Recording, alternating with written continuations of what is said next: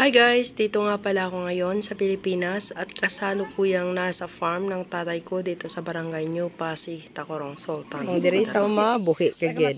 Oh. Fresh from the fish pond. So siya nga pala ang sister-in-law ko. Siya din ang may tanim ng mga gulay sa kahon.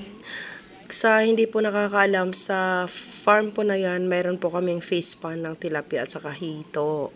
Mayroon ding mga manok, pato, kambing, may baka, kalabaw. Yung nakikita nyo pong puno, yan po yung katmo na mas matanda pa sa akin. Rare po yan. Wala ka na pong masyadong makitang ganyan. Pampaasim po yan. Masarap pampaasim sa mga paksiw na isda, ginataang isda. Masarap po yan. Kaya nga pala ako nandito ngayon dahil nagtanim po kami ng seedling ng senpidak. Sa hindi po nakakaalam, ito po yung mga senpidak. Lasang durian po yan na pinaghalong langka at sa kamarang. Yun po ang senpidak. At saka may mga itinanim pa po kaming mangustin, lansunis, at marami po pang iba. Kagaya ng durian, lansunis, rambutan, pomelo, mangustin, oranges. Hindi ko lang pala nakunan ng video ang fruit planting namin dahil nalubat na ang cellphone ng lola nyo at nabisi na sa katatanim ng mga fruit. Kasama ko nga pala ang aking apo na si Shun, 3 years old. At siya po yung kumukuha ng video dahil nga yung lola nyo mangha-harvest ng pomelo. At dahil muntik na akong ma-slide, napamura ako. Aba, pinagsabihan ako, pakinggan nyo.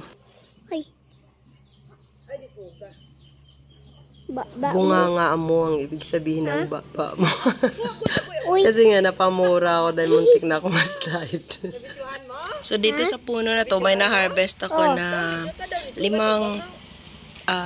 pomelo na yun ay dadalhin ko sa UAE sa mga kaibigan ko dahil wala nga akong makitang pomelo dito sa fruit stand sa may bayan namin.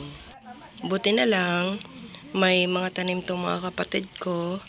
At saka, ayun, may pwede nang makain at madala ang lola nyo.